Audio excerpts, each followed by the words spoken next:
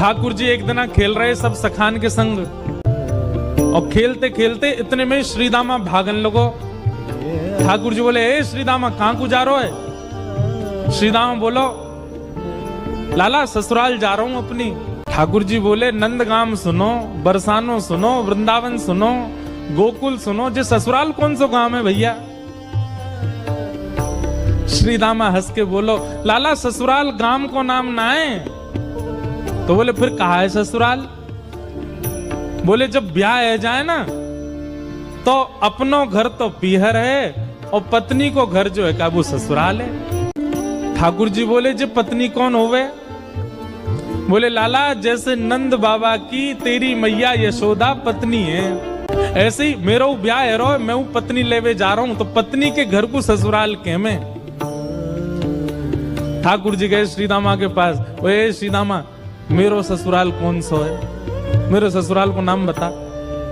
श्रीदाम बोलो, मुंह का पता तेरा ससुराल कौन सा? तेरी बहू जहां की होगी वही तेरा ससुराल। बोले, मेरी बहू कहाँ है? श्रीदामा बोलो, लाला मुंह तो मत पूछे, मैया तो जाके पूछ। ठाकुर जी तो आज पहुंच गए सुबेरे ते ही, और यशोदा मैया से जाकर के रोने लगे। मैया बोली, काय गुरो रहा लाला? बोले, मैया तेने मुझे इतनी बड़ी बात छिपाई। मैया बोली, कहा छुपा दियो मैंने? बोले, तेने मेरी ससुराल को नाम ना बतायो आज तक। मैं 3.5 बरस को बूढ़ा है अभी तक मुंह मेरी ससुराल ना पता, और वो श्रीदामा अपनी ससुराल गए बहू लेवे। यशोदा मैया बोली, लाला तेरी संगत सुधारनी पड़ेगी, सबरे सखा तो दिन ब दिन बिगाड़ते जा रहे हैं, तूने एक बड़ो है जा, तेरी ससुराल है जाएगी। ठाकुर जी बोले, बड़े कैसे हूं मैं? बोले, जब खुद दूध पीन लगेगो, खुद नहान लगेगो, खुद तैयार है जाएगो, घर के सब काम अन्य करने लगेगो, तू बड़ा हो जाएगो, तेरो ब्याह करा दूंगी। महाराज वही दिना ठाकुर जी गए, अपने सबरे पुराने लत्ता कपड़ा लेकर के आए, धोने लगे उन्हें, अपने आप दूध पीने लगे, अपने आप भोजन करने लगे, अपने आप ही उठ पटांग श्रृंगार करने लगे। शाम को बोले, मैया मैं बड़ा है गो, अब ब्याह करा दे मेरो। मैया बोली, वाह दिन में ही बड़ो है गो तू।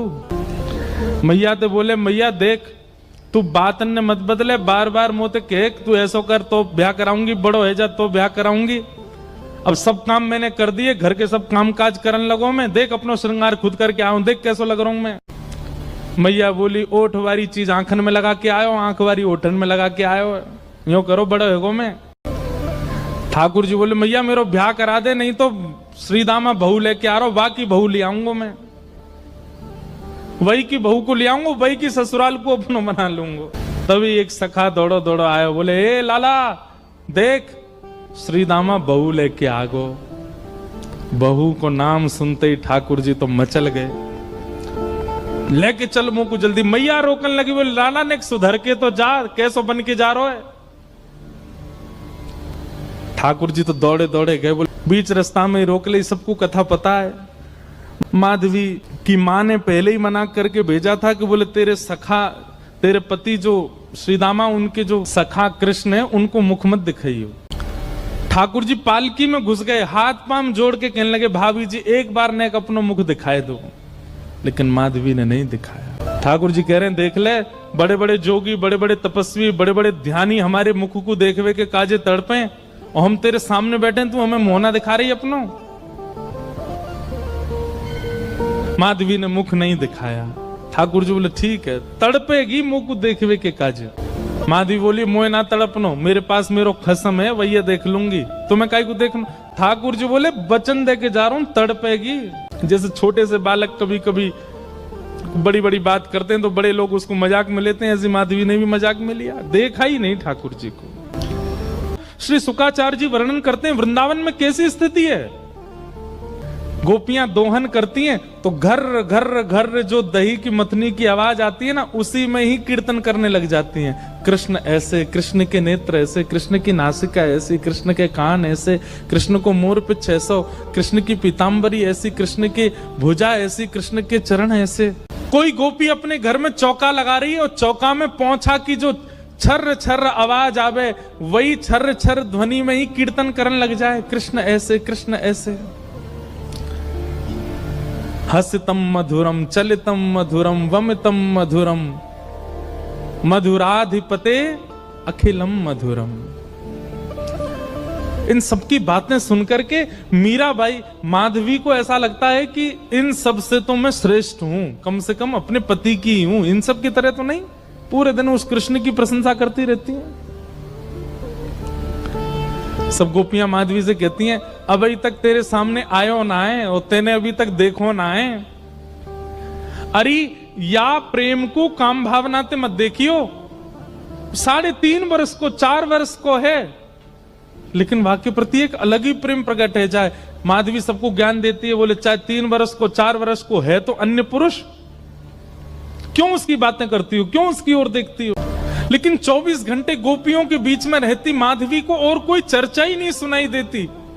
सब केवल कृष्ण की बात करती हैं। जल भरती हैं तो, बैठती हैं तो, भोजन बनाती हैं तो, बतियाती हैं तो, श्रृंगार करती हैं तो, हर समय कृष्ण कृष्ण कृष्ण कृष्ण।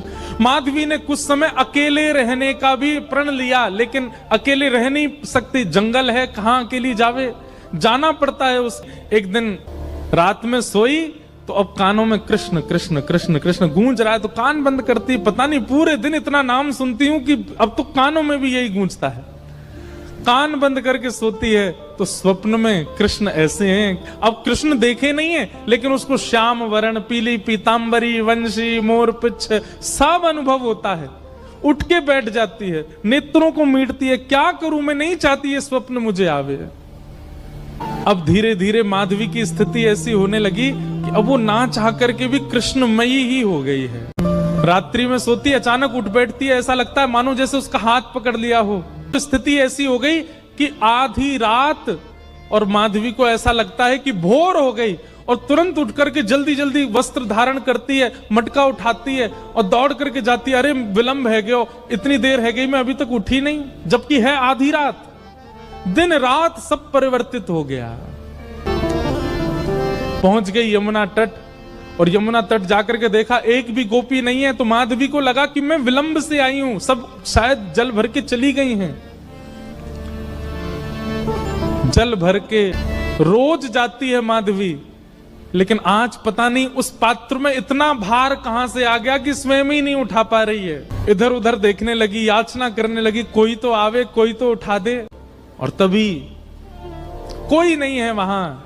नंद नंदन श्याम सुंदर चलते हुए आ रहे हैं माधवी के पास। माधवी की मति घूम गई है, आधी रात ही आ गई, और तभी ठाकुर जी वहां पहुंच गए।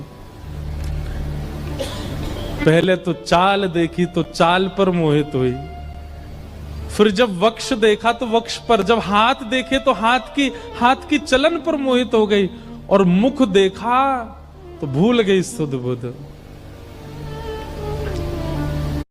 ठाकुर जी आए और आकर के मंद मुस्काए के बोले, हेरी गोपी, उचाए ना पा रही, चल ले मैंने एक हाथ लगा दूं, उचाले याकू।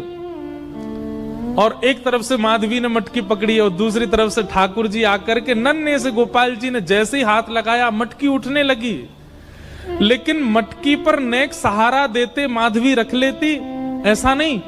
ठाकुर जी मटकी उछा के, जैसे जैसे मटकी उछ रही है वैसे वैसे ठाकुर जी लंबे होते जा रहे हैं, और बिल्कुल माधवी के नेत्रन के सामने आकर के खड़े है गए। कटाक्ष नेत्रों के सामने कोई गोपी टिक नहीं पाती, और माधवी को ठाकुर जी प्रत्यक्ष देख रहे हैं, सामने खड़े हैं कि। और वो एक क्षण के लिए जो रूप माधुरी का दर्शन हुआ,